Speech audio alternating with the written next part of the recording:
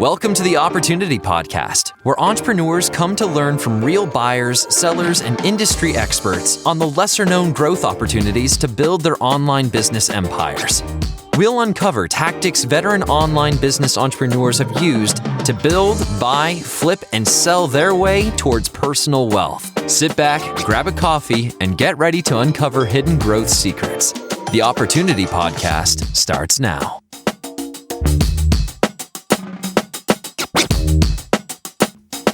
Welcome back to the Opportunity Podcast, your go-to resource for hidden growth opportunities throughout online business. We're your host. I'm Sarah. And I'm Brandon, and thanks for joining us for our latest episode. Today, we will be speaking with Chaz Woodward, the head of business development at Hayday, which is a leading Amazon FBA growth and consulting platform that covers a multitude of niches and product types. Chaz is going to give us his insight to what larger investment firms like Hayday are looking for in a potential acquisition, how brand strategy can set your FBA business apart from your competition, and why now is the best time for FBA sellers to take advantage of a jump in the business valuations and increased demand to get the best exit possible. Yeah, that's right, Brandon. He's also going to share how you can discover hidden opportunities during your due diligence process and the typical roadmap you can take to scale a recent acquisition to see the quickest return on investment. That's your ROI, and where the industry is headed moving into 2022. So we won't give away too much just yet. Let's dig into the interview and see what Chaz has to share. And then at the end of the episode, we'll go over some of the questions and answers that highlight what we've learned today. Yeah, that's right. But before we get started, we wanted to give a huge shout out and a thank you to some of our recent reviews that we've received on Apple Podcasts. One of them comes from the Duke0215925. He mentioned it was very informative and helpful. So the Opportunity Podcast and the Empire Flippers podcast are two of their favorite go-to business and entrepreneurial podcasts. They also mentioned that, we're not just talking about theory or what's popular, and that, this is coming from real business owners who have sold businesses and built systems to be successful from their business. They also say super helpful and practical information, and I always get a few ideas from listening to the interviews and commentary. Great work. So thank you, the Duke015925, for the awesome review. Yeah, that's awesome. It's really good to hear. I wanted to highlight another review. This is from Duggan7, and they say, excellent ecom, FBA, and business tactics. Their review says, great energy, and the hosts really dig into the successes and failures of ecom and Amazon FBA businesses. A ton of actual takeaways from every episode. So thank you so much for leaving us some of that feedback. We love to hear from you guys and to hear about what you're taking away, what's working. So we'll definitely be working some of that insight into our future episodes.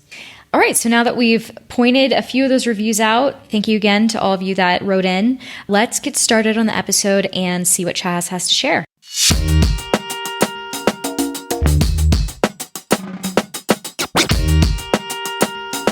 Hey everyone, thanks for tuning back in to the Opportunity Podcast. We are really looking forward to talking to today's guest. We have Chaz Woodward on with us today from Hayday. So thanks, Chaz, so much for joining us. It's just super great to have you on. Yeah, happy to be here. Thanks for having me. Yeah, awesome. It's great to have you. So let's start things off. Just tell us a little bit about yourself and where are you in the world right now? Absolutely. So Chaz Woodward, and I lead business development at Hayday. I'm currently in Chicago, but prior to Hayday, I was in New York working as an investment banker. I covered M&A in the healthcare and consumer product sector. But since Hayday started, I've been able to move back to Chicago, and that's where I am now. You're so lucky. I know that we've talked about this before, but I love Chicago. I think it's such an amazing city in the U.S. and totally, almost underrated or a little bit sometimes off the beaten path. But one of the places, if I were to move back to the States, I would go there in a heartbeat. Yeah, it's great. I mean, obviously we have pretty brutal winters, but minor detail. The summers are great. Minor detail as an asterisk. No, it's great. We love Chicago, and I'm happy to be here. Yeah, that's awesome. So tell me a little bit though, for those who don't know you, just kind of walk us through your entrepreneurial journey and, what it looks like today. Yeah, happy to. So my entrepreneurial journey almost seems fake compared to the Amazon sellers that I get to talk to who are truly entrepreneurs. But for me, I started my career right after the financial crisis, graduated college. And so admittedly, I was probably more opportunistic on my career journey. sort of given the general lack of good opportunities for recent college grads. But I started my career as an equity derivatives trader and did that for a number of years, transitioned into investment banking where I was focusing on M&A, like I mentioned earlier, particularly in healthcare and consumer products. I realized sort of as an investment banker after a couple of years, the job's gratifying for sure. It's also challenging. And I realized that I was sort of drifting personally in my free time. My mind would wander into more entrepreneurial thoughts, consumer products. Why do people buy this product over the next? And that sort of was happening simultaneously with the notion of Hayday. And we were sort of kicking around the idea of Hayday and what we wanted to build as a business and what value we're going to provide to the ecosystem. And so it all sort of came together. And I was lucky to join the Hayday team in the summer of 2020 when we launched.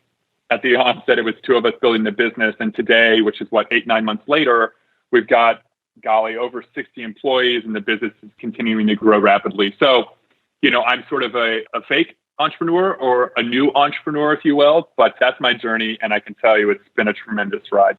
Oh, I love that. Yeah, it's really cool perspective. Like you seem to have kind of both sides of the equation. Like you've been through the investment banking world, but now you're like dipping your toes and being able to work with so many entrepreneurs on a daily basis. That's amazing.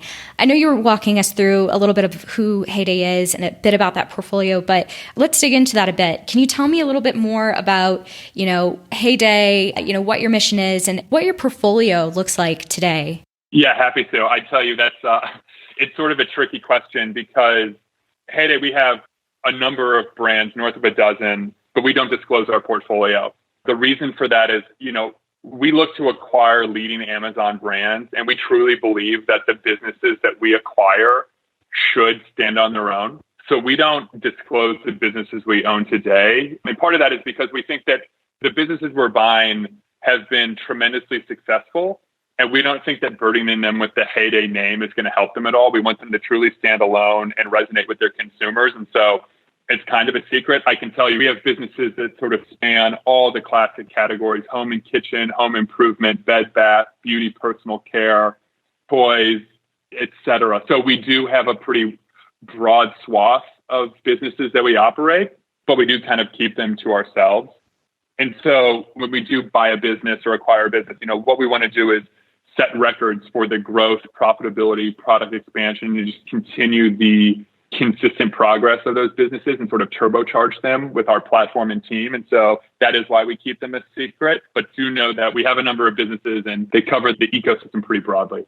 Yeah, I love that you guys have a well-diversified portfolio of, multiple niches, as you had mentioned. But I'm curious to find out, so what would you say sets Hayday apart from maybe some of the other acquirers in the Amazon FBA space that are currently on the market searching for these types of businesses? Yeah, that's a great question, Brandon. So I'd first start by saying that Hayday is a platform. We've made deep investments in brand management, supply chain, operations, and technology, which really allows us to accelerate brands once we've acquired them. So our goal internally when we acquire a business is we say we want to 10x this business. We invest behind new product expansion, expanding the new channels and geographies, because we aren't simply acquiring businesses or aggregating them, we're growing them. That allows us to pay more for the businesses that we truly love.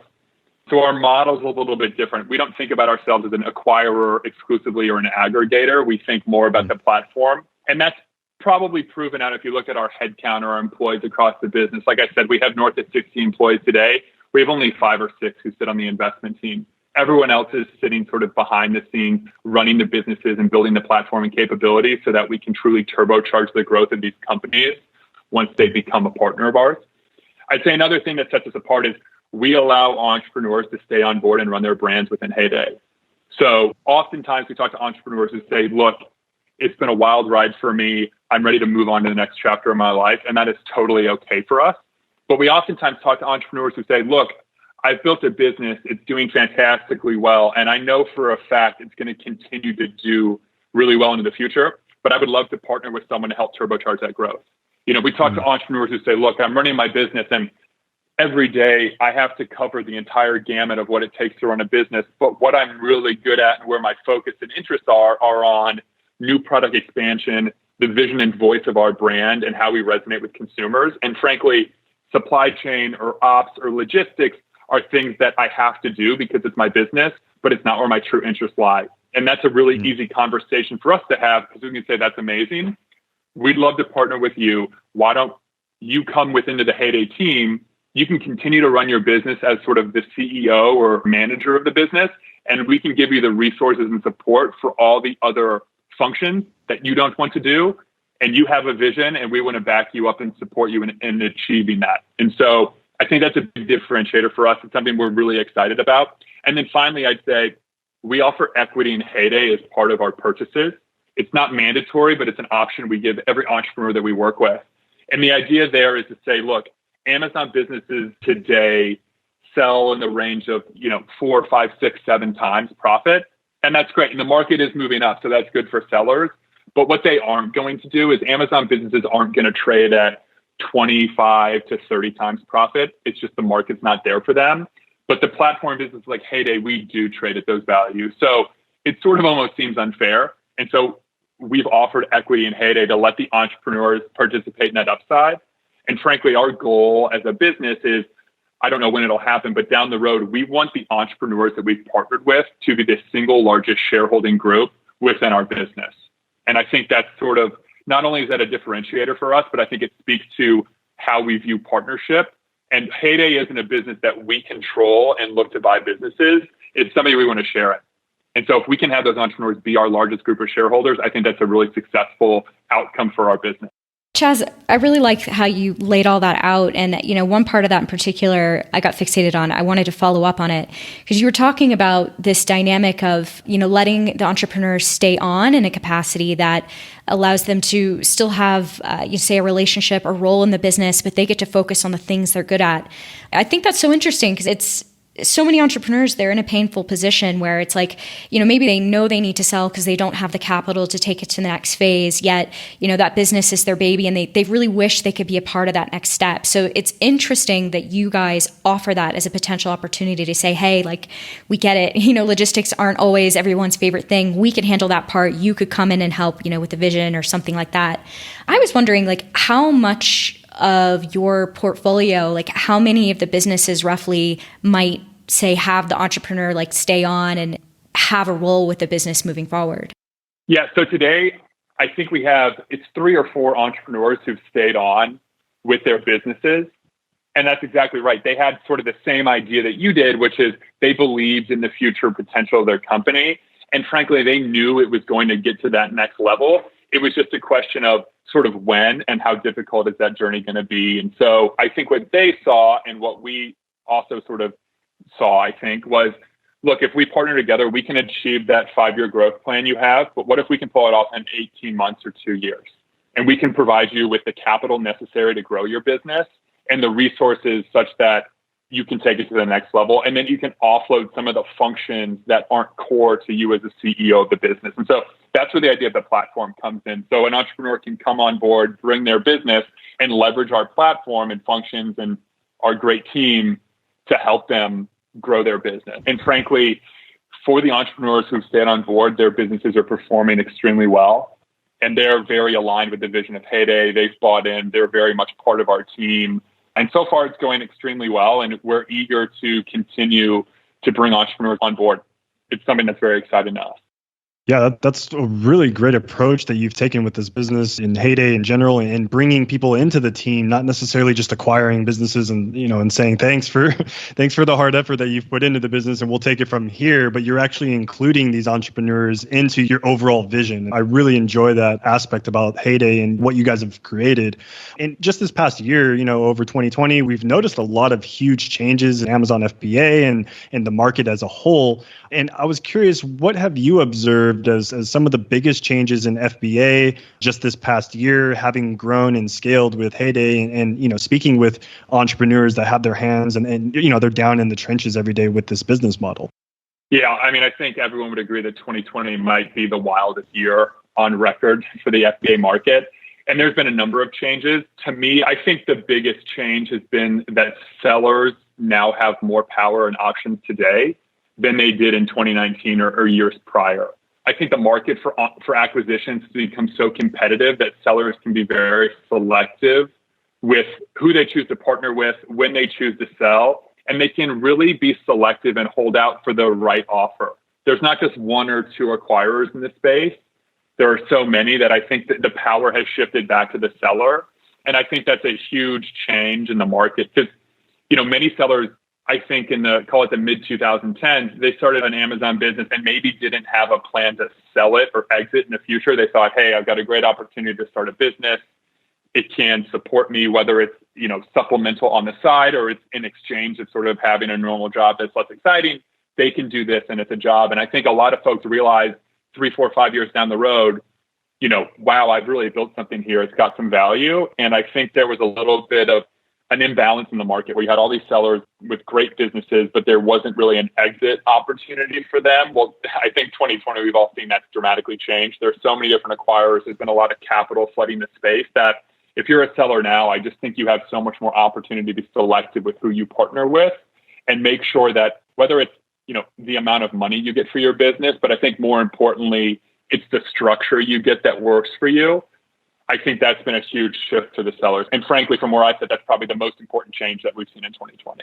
Yeah, I'm glad you brought that up because it's something that we've been talking about a ton at Empire Flippers. We've called it the season of the seller. And you're right, it was a wild year, but it was a really good year for sellers. And like you said, it's like they have this power that they have never seen before. And, they can make the shots and they can call the shots in a way that they could have never done in the past. So it's like, well, what are you going to do with that opportunity? Now, of course, sellers are in a really good position, but, that means that everyone's having to navigate things in a new way. And I was wondering if you had an opinion on this, because it's, as we were talking about, it's a hot and competitive market, but that means that a lot of buyers are trying to come in and, they're trying to get their foot in the door, but, they're making mistakes in the process. And I was wondering, what you think those mistakes typically are and basically how could they be avoided? Yeah, I think the mistakes, from the seller's perspective, I think a mistake would be allowing yourself to be pressured into some sort of transaction that you're uncomfortable with. I think that, we talk about how much money you'll get for your business, what the structure of the transaction looks like. But I also think having a level of trust is very important. So knowing that you're working with a buyer or a party that you can trust. And there's so many ins and outs in the process of selling your business and the transition and in the future performance that if you're working with someone that you don't have that trust, frankly, money isn't the only thing that matters. And I think looking for trust and finding the high integrity players in the marketplace is really important. Yeah, I agree 100%.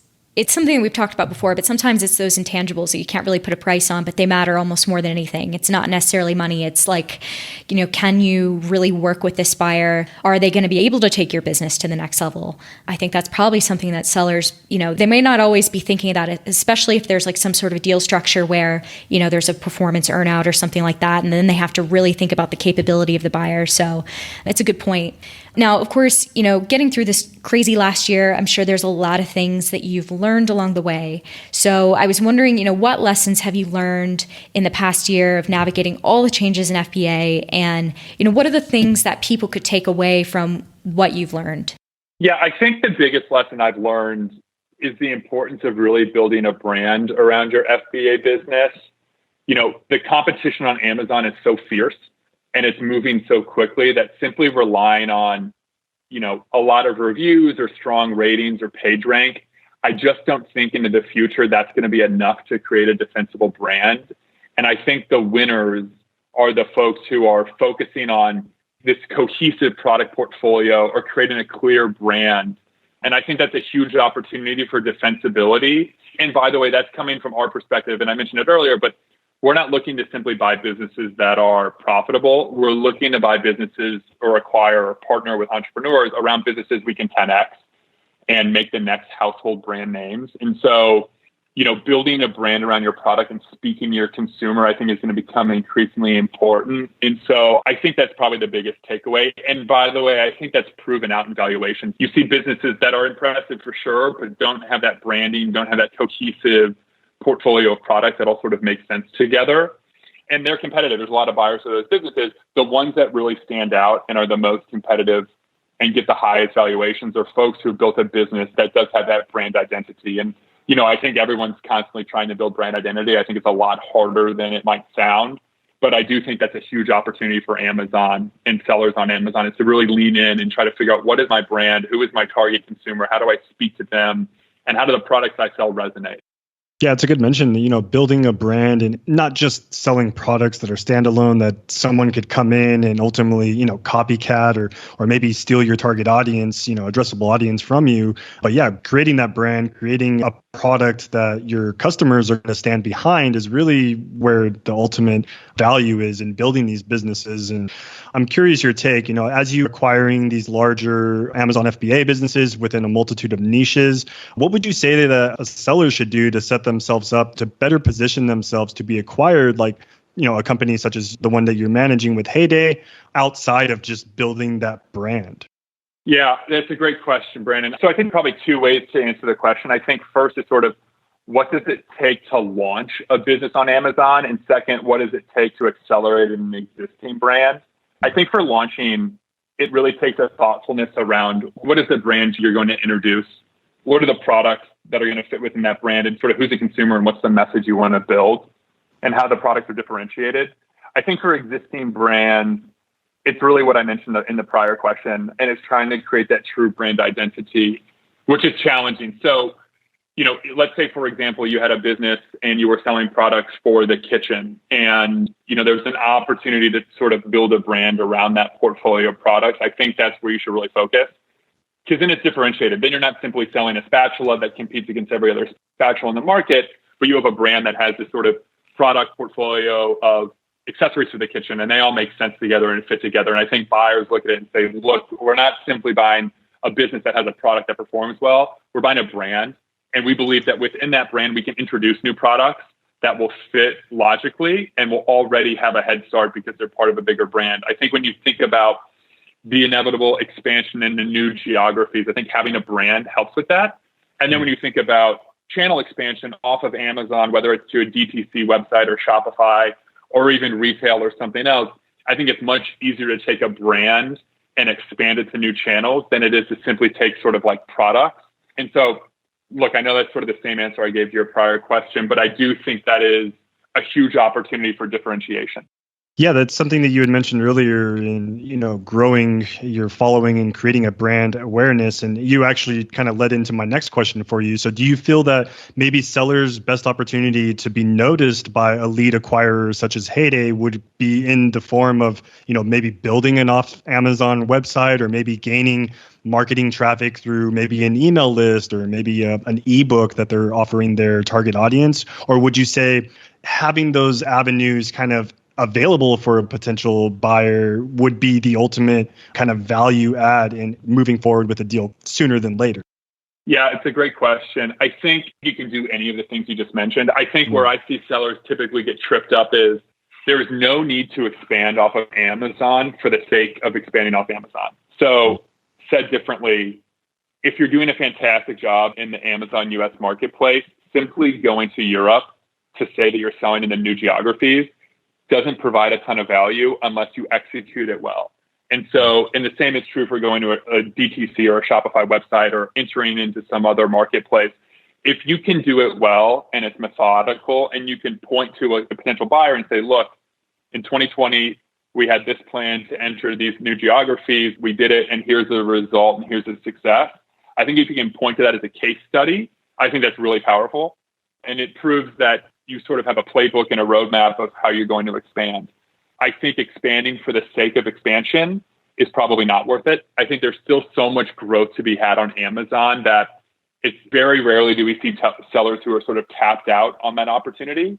And I think the distractions that come with new channels can come at a cost as well. So yes, I do think there's value in it, but I think if it's executed sort of poorly, you're not going to get a ton of value. And sometimes it can just be seen as a distraction. The next thing I'd say is, you're kind of about ebooks, which I know is anecdotal. I think finding opportunities to provide more value to your customers around your existing products is always a good decision. Now, it comes at a cost. I don't think you should take your eye off the ball, which is, selling on Amazon and success of your business. But there are sort of ancillary ways you can provide value to your customers and stand out against the crowd. I think those are always great ways to sort of differentiate your products. I think the best way to stand out or catch the attention of an acquirer, for Hayday, I'd say the easiest way is directly reach out to us. We can have a conversation. But Other than that, I think we and others look for brands that have a ton of potential. And at least for Hayday, like I mentioned earlier, we're looking for the next wave of household brand names.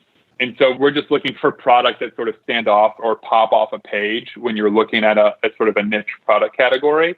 And then I think once you start to investigate the brand, you start to realize that their portfolio of products is tight, it's differentiated, it sort of makes sense. The products do pop off the page. And granted, there are some products that are just sort of commoditized and it's always going to be tough to truly differentiate.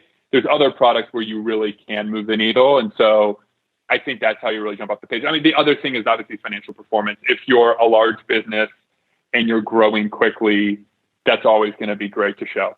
So I think there is the financial profile, which is always going to be important as well. Yeah, I'm so happy that you brought up those points, Chaz, especially the earlier point of, the ways that sellers get tripped up. I think it's so important to know, especially someone in your position, to say, hey, look, we get that there's probably a lot of voices out there in the online world who are teaching you how to be good at FBA and telling you what to do if you want to exit and be successful. However, expanding for the sake of expansion isn't always the best idea, especially if it can't be well executed. And I think sometimes there's a bit of a pressure, there's a bit of a frenzy when you've got a good thing going. It's like, well, is this good thing that I have going as good as it can be? So, maybe I do need to try X, Y, and Z. It's trying to get into the European markets or, build a Shopify store and then really, stressing out that it's not taking off and stuff like that. And I don't know, I feel like it's hopeful and maybe a little bit like a little bit calming to have someone like you come on and say, hey, look, like if you've got something that is doing really well on FBA and on Amazon, don't kill yourself trying to do more than you need to. We see what you're building. If we can have faith in what you're building, then we might take action on it. And I think that's a big deal because I think it's just way too easy to get, it's kind of the distractions, like golden opportunities, like you're just looking all over the place and all of a sudden you're not really looking at where it matters, which is like actually making your FBA business the best it can possibly be.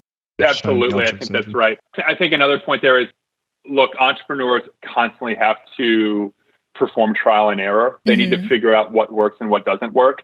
But I do think there's a balance you can strike.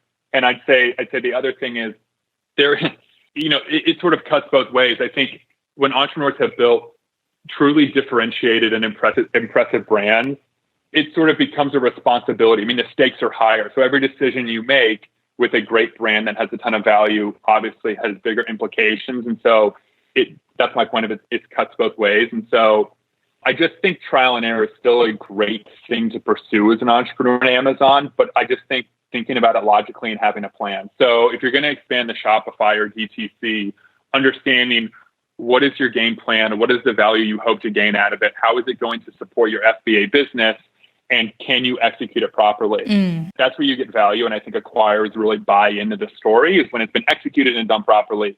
And we also see with new SKU or new product introductions, and I get that Amazon's tough, consumers are difficult to predict, and so launching new products and sort of trying to test what will resonate makes a whole lot of sense. But when you look at businesses, let's just say like the legacy businesses that aren't on Amazon, the majority of great brands sort of stick to what they do. So like Nike made running shoes, and then they started introducing other variants on running shoes. And only much later on did they start introducing apparel and other things. But Nike didn't say in the fourth or fifth year of their existence, we should launch a calculator brand. We think there's a ton of power in calculators. The market's growing quickly. They said, no, we are an athletics company. We sell shoes. We sell differentiated, high quality shoes. And they sort of stuck to that. And as they built their business, they expanded into very logical other product categories that fit into their overall vision. They didn't jump into, for example, calculators. So I just think asking that question of, does this new product, if I introduce it and it works well, does it fit with the overall business I'm growing here? And I totally get that a lot of folks, the trade-off is, well, I know a calculator is going to sell well. Well, that's great, and you can definitely make money and introduce it. But I think when you look at an acquirer, they sort of see the business and say, okay, well, what am I buying? Am I buying a running shoes business or am I buying a calculator business? And I don't quite see how both these products fit with each other. And so I think having sort of a very clear thesis on what your business is and what you're selling is how you sort of take your brand to the next level. And I think that's something that we look for. So I certainly don't want to say that trial and error isn't good. I think it is always good, but I think there needs to be some logic behind it. Yeah, your advice, it makes me think of, an episode that we had a ways back with an FBA seller who, on the subject of trial and error, it was really interesting. He was kind of saying this like, you just got to launch. You don't think about it. You just got to launch your way into figuring out what works.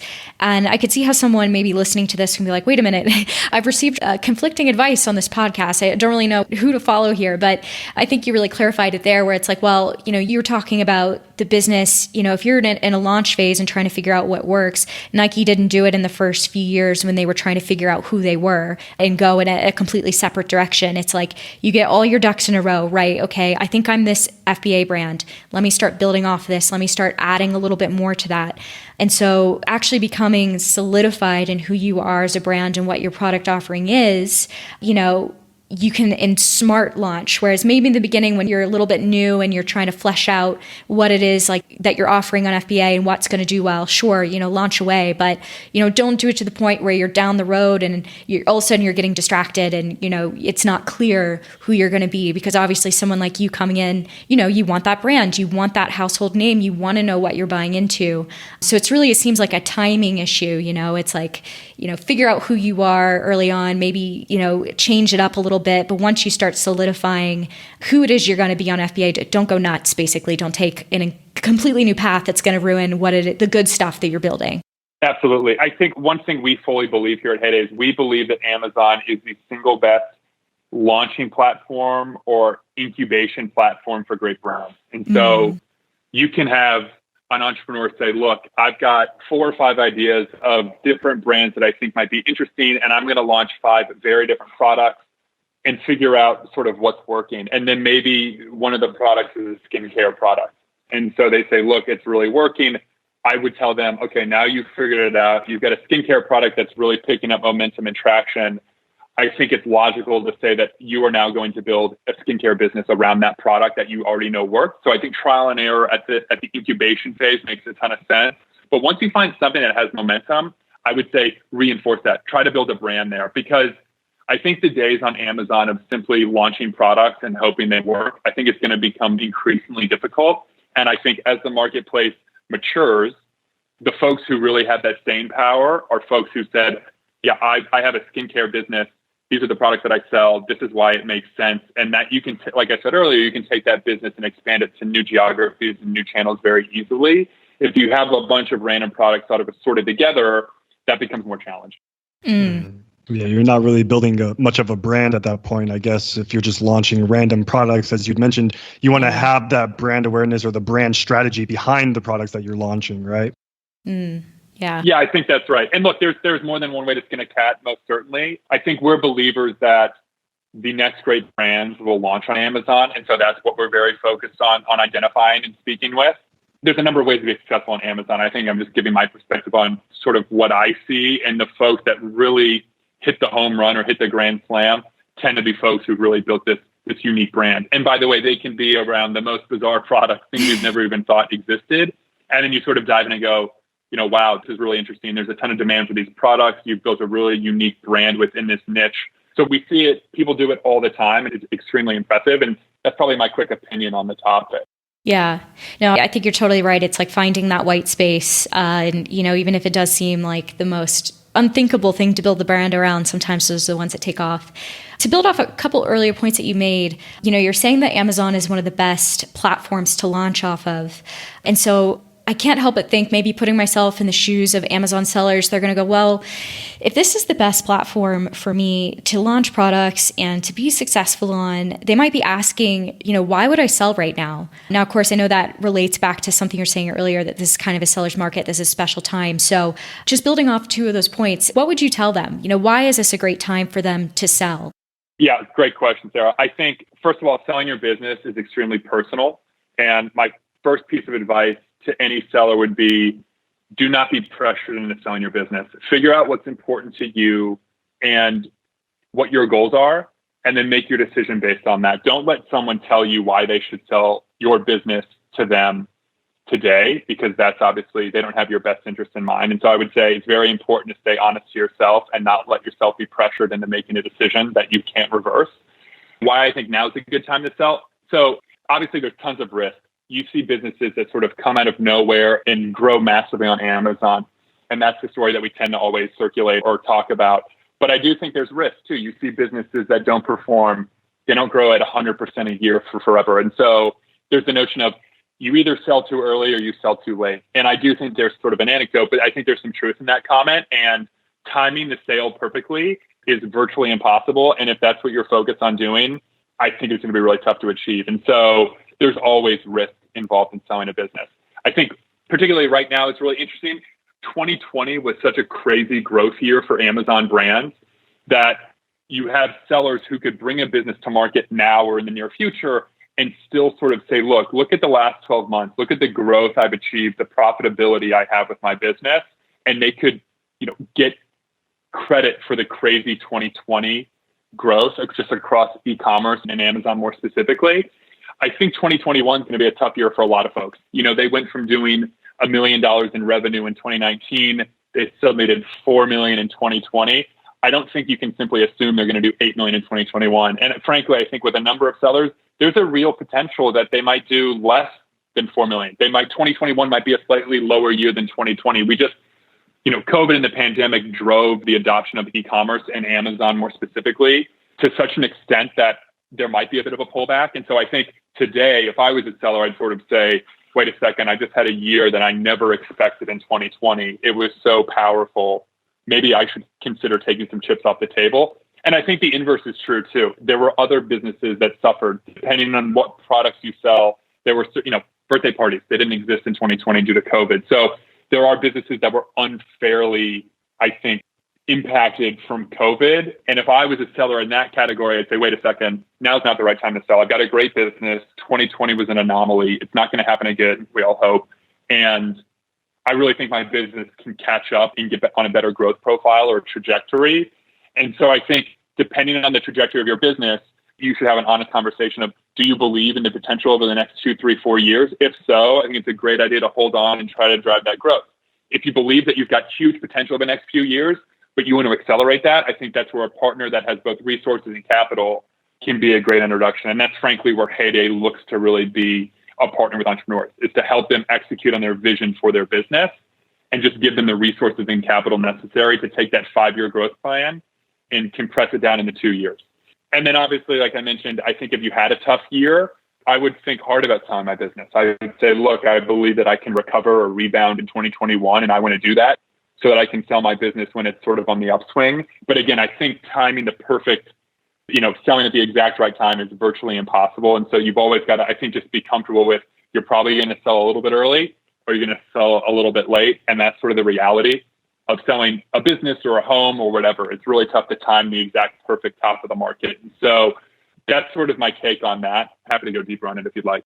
No, I think those are all really great points. It's like, you really need to understand that it was certainly an unpredictable year. However, that might have been a really, really great thing for your business. And is this actually a golden opportunity that you need to look hard and say, okay, this is the time to take the chips off the table. I didn't think I'd get here yet. However, based on, where the business is this year, the reality of maybe what's going to happen in 2021, it's time. And again, it circles back to your earlier point where it's like, it's a seller's market and you can't time things. We have no idea what's going to happen this next year, the year following on Amazon. And, is this going to be the best time for sellers? So I get that. I think, to build off some of your points, you're talking about the unknown of growth opportunities. And, we've already talked about it in the interview, like finding that white space on Amazon, really building a brand that stands out. Like all of that just gets harder and harder. Making the reality for some, runaway success on Amazon isn't necessarily going to be like a reality for every seller like it was maybe, a couple years ago.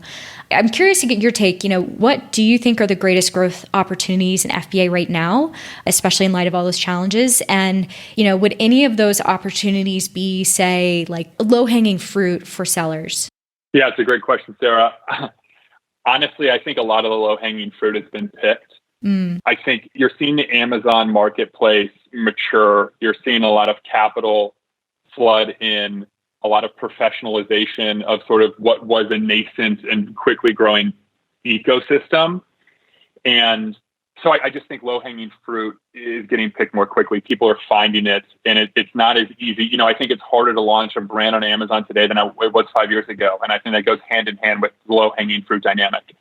I think there are logical expansion opportunities. I think international expansion can make a lot of sense if it results in strong growth and it's done sort of with a strategic game plan.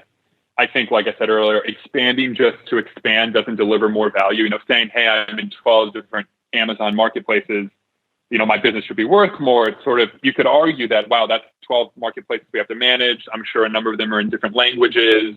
There's issues with licenses around VAT and tax, et cetera. It gets more complex.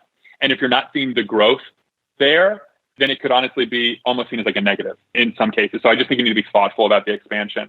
I'd say there are some opportunities with advertising as well. Amazon's good about rolling out new initiatives, DSP, there's editorial recommendations. There's things like that I think sellers can test out and see if they can figure it out, and that can drive growth. And I do think when you think about the growth opportunities, like I said, I think low-hanging fruit is tougher to come by today than it was years ago. But I think the growth opportunities, you can categorize them a number of ways. I think an easy way to do it would be, what can the seller do on their own? And where can the seller leverage a third party or a professional team to assist them? And that's just sort of the result of a maturing market. You're seeing more and more sophisticated businesses pop up around the ecosystem to assist sellers in growth or logistics or compliance or legal issues. So, I think entrepreneurs are used to sort of doing everything on their own, but I do think there are some really compelling agencies or third-party providers out there that, obviously it's an investment, it costs money, that can then really help professionalize certain aspects of the business. And so I think if you're looking for growth and you're committed to only finding the low-hanging fruit, I'd say that could be challenging. But if you're willing to make investments around your business, I do think there are still great opportunities to professionalize. But I think oftentimes that does require third-party help.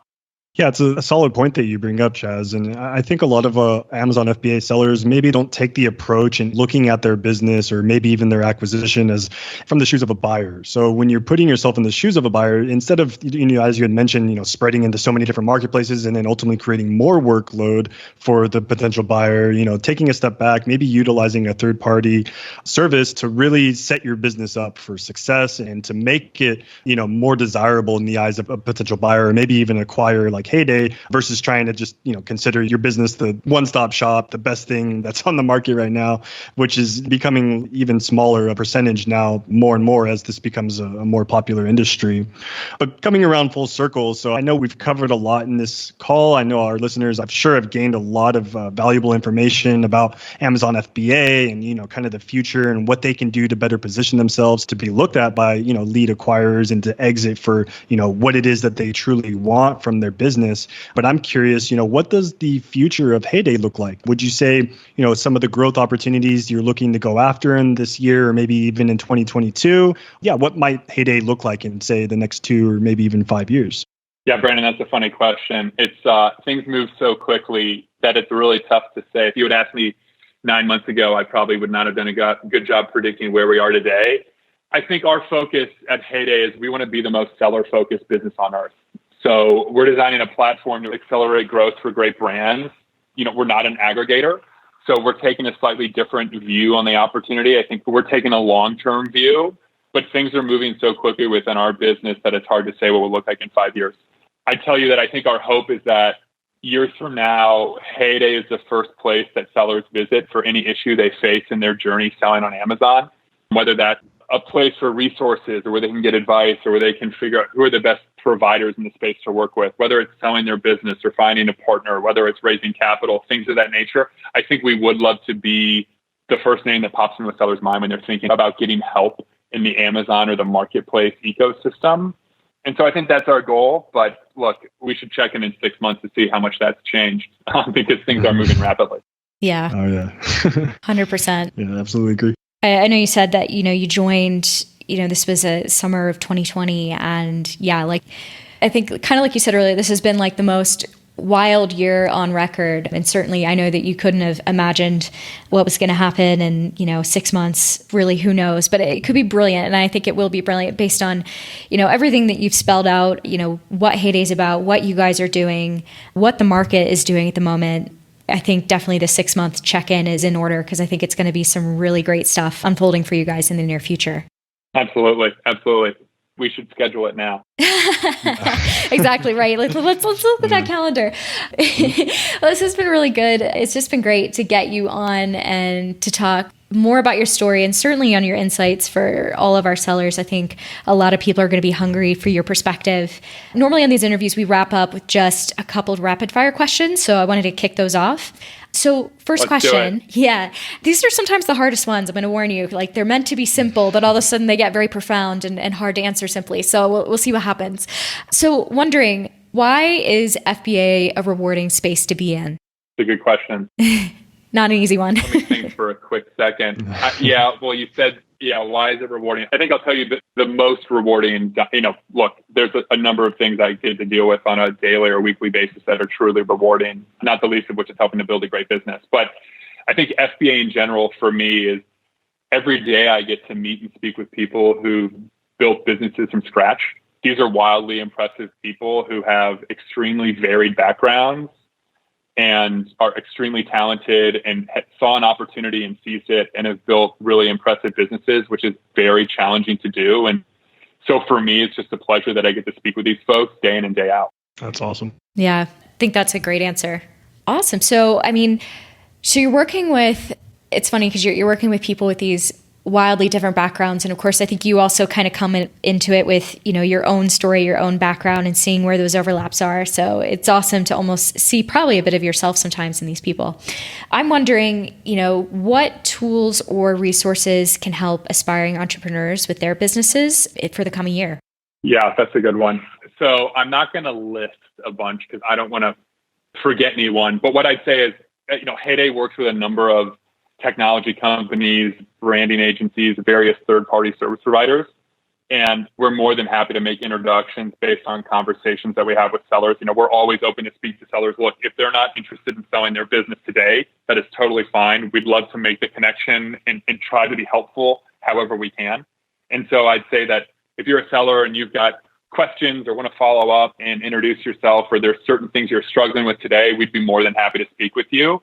And we can make recommendations or introductions that are tailored to those sellers' needs. But suffice it to say, there's a whole host of very, very impressive tools and resources out there in the market. And I think sometimes just figuring out the right one and sometimes diagnosing what you actually might need is helpful. And so we're around to have that conversation. And we work with a number of really, really talented folks at various agencies or third-party sort of service providers. And we're also, I think, well tuned in on the technology suite that's available to sellers as well.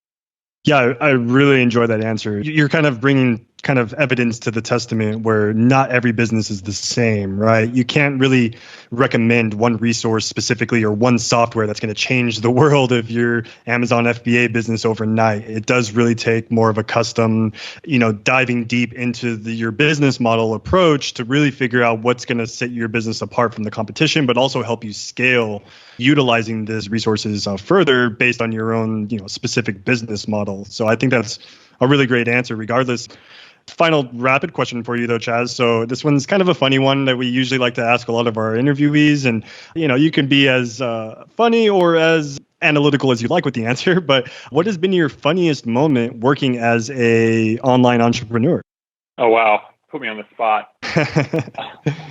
So I have to think about that. I'm sure, frankly, there's probably too many to list. I think probably the most embarrassing sort of theme of stories for me is, so I started in the Amazon FBA ecosystem almost a year ago, so I'm still pretty new to it. And I think at the onset, I was constantly putting my foot in my mouth, not understanding different acronyms, not being totally up to speed on all the nuance of being an Amazon seller and what goes into that. So I think I've frequently said things that maybe sound pretty stupid, or at least, dumber than I actually am.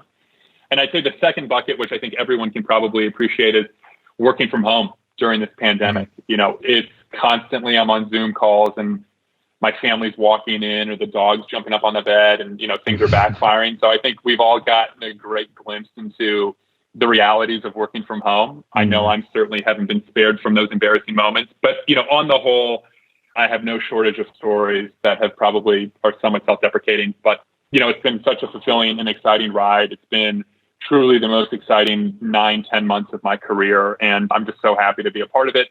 And like I mentioned about being rewarding, I get to speak with truly unique, interesting, and driven folks day in and day out. And so it's been funny, but even more so, it's been just extremely rewarding. Yeah, that's really amazing. No, that's awesome. It's funny because I think what you said there about like the acronyms and having to learn, like, I think we definitely find that on a daily basis. It's like you feel like you've got the base and the acronyms and what's going on, but I don't know why. Just Amazon likes to come up with new ones and they'll just replace the old ones with the new ones. And it's like they kind of keep you on your toes, constantly having to learn these new little nicknames, acronyms, nuances. And yeah, I would say that's for like everyone. I think probably even some of the most seasoned sellers, they're probably having to go back and be like, wait, what is that called now? And then really also with the working from home, it's funny to have you on and say that because, you're not the only one to come on and have the same issue. And I would hope that after this year and all the interruptions and, crazy stuff to happen on screen, we all just have a bit of grace with each other and realize that working from home isn't always easy and maybe just welcome in some of those distractions as like a good thing to happen during the day. So love that you've probably not been alone on that, but yeah, that it's hopefully been at least good working from home. So again, this has been such a fun conversation, Chaz. I really, really appreciate having you on and being able to talk a little bit more about your story, about Hayday and everything happening in the market. So just appreciate you sharing a little bit more on all that.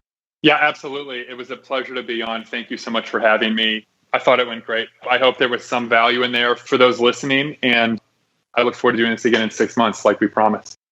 Yeah, well, we want to hear the update. Yeah, exactly. We'll just get off right now and go ahead and schedule. So cool. Well, yeah, I think it's been very much a value-packed episode and it's going to be super handy. So thanks again. And I guess we'll talk to you in a half a year. Perfect. Thank you again. Thanks.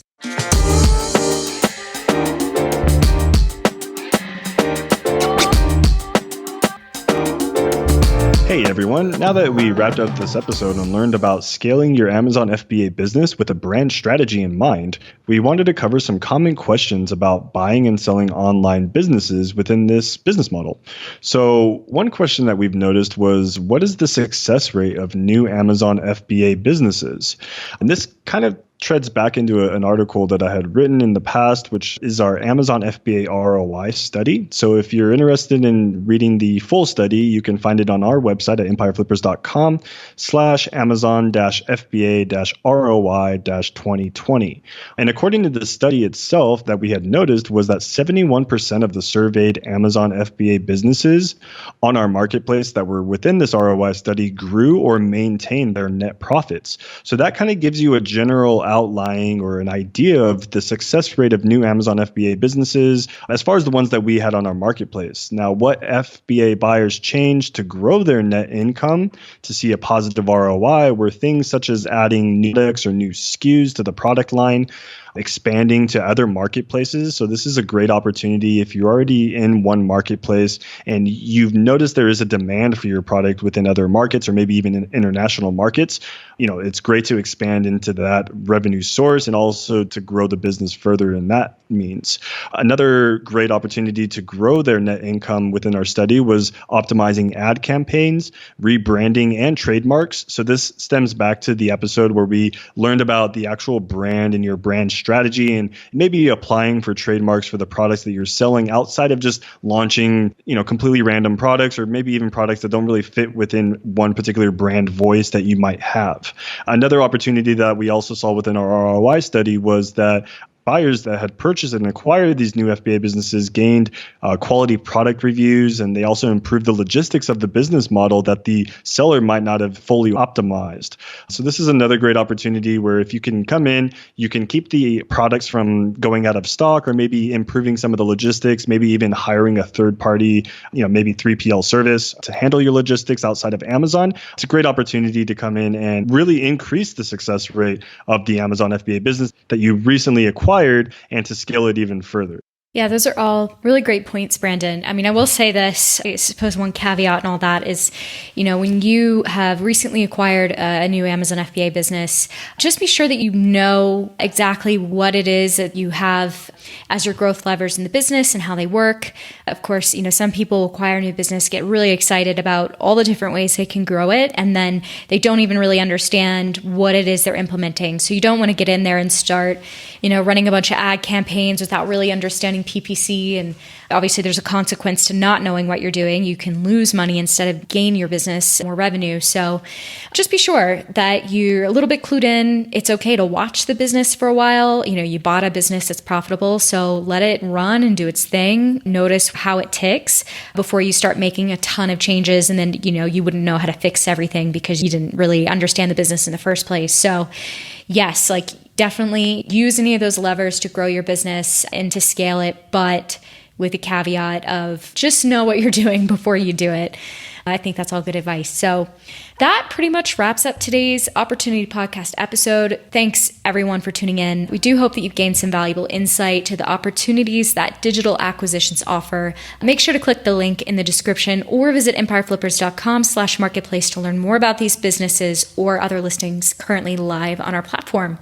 And if you enjoyed this episode, be sure to leave a comment and subscribe to this podcast for more great content that'll be released soon. So until next time, we're your hosts. I'm Sarah. And I'm Brandon, and thanks for tuning in to the Opportunity Podcast.